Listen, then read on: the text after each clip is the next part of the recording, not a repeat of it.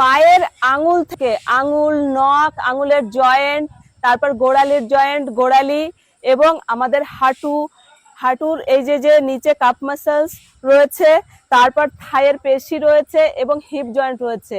একদম কোমর থেকে এই পায়ের একদম নখ পর্যন্ত যত সমস্যা রয়েছে তার জন্য কিন্তু খুবই কার্যকারী এক্সারসাইজ দেখাবো। আপনার বেশি সময় লাগবে না, আপনি 15 থেকে 20 মিনিট বা 10 মিনিট করে নিতে পারেন। নিয়মিত যদি এই এক্সারসাইজগুলি করেন আপনার কোথাও কোনো সমস্যা থাকবে না। আর যদি সমস্যা থেকে থাকে তাহলে কিন্তু কিছু দিনের মধ্যেই দেখবেন আপনার সমস্যায় আপনি উপকার পেয়ে যাবেন। তাহলে এই এক্সারসাইজগুলি আমি একবার দুবার করে দেখাবো, আপনারা 4-5 বার কিংবা 7-8 বার করে বা 10 বার করে নিতে পারেন। তাহলে সবার প্রথমে এইভাবে মেরুদণ্ড সোজা করে বসবেন, বসে পুরো পায়ের আঙুল ভাঁজ করবেন, শ্বাস ছেড়ে দিয়ে ছেড়ে দেবেন, আবার ভাঁজ করবেন, শ্বাস ছেড়ে দিয়ে ছেড়ে দেবেন।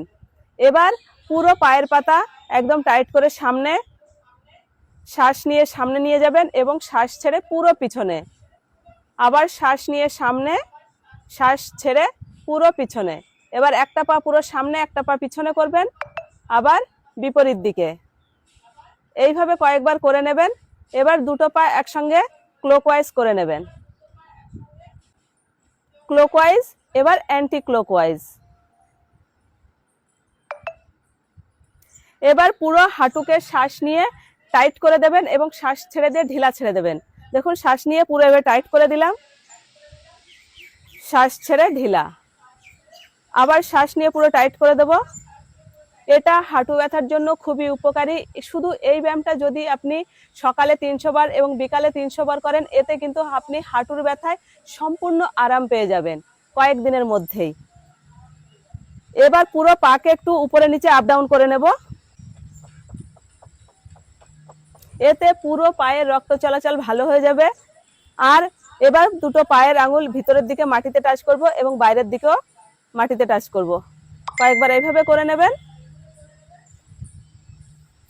এবার একটা পায়ের পাতা পুরো মাটিতে লাগিয়ে সোজা বুকের কাছে নিয়ে আসবেন, আবার শ্বাস ছেড়ে নিয়ে যাবেন, শ্বাস নিয়ে কাছে নিয়ে আসবেন, শ্বাস ছেড়ে নিয়ে যাবেন। দেখে দেখে আপনারা আস্তে আস্তে করবেন, যে কোনো সময় করতে পারবেন, এতে কোনো বাধা নিষেধ নেই, আর যে কেউ করতে পারবে, সূক্ষ্ম ব্যায়াম যে কেউ করতে পারবে। এবার দুটো পায়ে একসঙ্গে কাছে নিয়ে আসবেন, আবার শ্বাস ছেড়ে নিয়ে যাবেন, আবার কাছে নিয়ে আসবেন, আবার নিয়ে যাবেন। এবার একটা পায়ের উপরে পা উঠিয়ে দেব, দিয়ে পায়ের আঙুলগুলো একটু পিছন দিকে প্রেসার দেব, শ্বাস নিয়ে শ্বাস ছেড়ে দিয়ে বিপরীত দিকে। এবার একটু ক্লকওয়াইজ করে ঘুরিয়ে নেবেন বিপরীত দিকে। শ্বাস নিয়ে বুকের কাছে, শ্বাস ছেড়ে নিচে প্রেসার, আবার শ্বাস নিয়ে বুকের কাছে, শ্বাস ছেড়ে নিচে প্রেসার। এবার একটা পা তুলে পুরো এইভাবে কোলে নিয়ে নেব, মেরুদণ্ড সোজা, আর এইভাবে টুইস্ট করব হিপ জয়েন্ট থেকে। এতে আপনারা সাইটিকার সমস্যায় উপকার পেয়ে যাবেন। এবার থাইয়ের নিচে দুটো হাত লক করে দেব, দিয়ে পা উপরে উঠাবো, কাছে আনবো, এইভাবে ছুঁড়ে মারবো। আস্তে আস্তে করবেন। এবার বিপরীত দিকে করবেন। এবার দুটো হাত লক করে এইভাবে কাছে রেখে দেব, দিয়ে হাঁটু থেকে বড় করে গোল করব, ক্লকওয়াইজ অ্যান্টি ক্লকওয়াইজ করে নেব। এবার দুটো হাত লক করে পুরো পায়ের পাতার পিছনে নিয়ে পুরো এভাবে সোজা করে দেব। যতটা আপনি সোজা করতে পারবেন ততটা ভালো টান লাগবে এবং ততটা সমস্যা দূর হবে। আস্তে আস্তে যদি আপনি পারেন একটু কাছে নিয়ে আসবেন, এইভাবে কয়েক সেকেন্ড রাখবেন, রেখে আবার ছেড়ে দেবেন। আরো একবার করে নেব। এইভাবে দুটো পাই করে নেবেন, আমি একটা পাই দেখিয়ে দিলাম, আপনারা দুটো পাই করে নেবেন। এবার করে নেবে বাটারফ্লাই।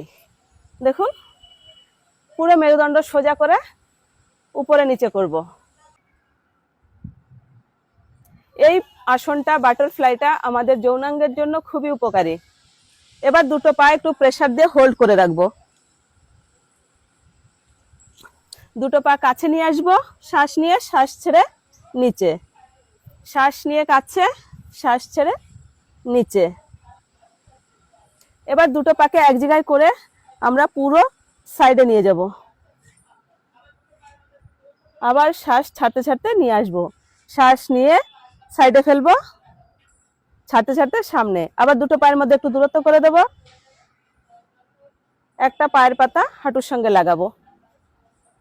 এইভাবে আপনারা কয়েকবার করে করে নেবেন, 10 বার হোক 5 বার হোক গুনে গুনে করে নেবেন আপনাদের সমস্যা অনুসারে। এবার দুটো পায়ের মধ্যে একটু দূরত্ব করে কি করব, দুটো হাঁটু এবার সামনে নিয়ে যাওয়ার চেষ্টা করব, আবার নিয়ে আসবো, আবার নিয়ে যাব, আবার নিয়ে আসবো। এবার একটা পা করে নেবো, এই পাটা একটু কাছে নিয়ে আসবো আর এই পাটা এইভাবে মাটিতে টাচ করার চেষ্টা করব। এইভাবে দুটো পাই করে নেবেন।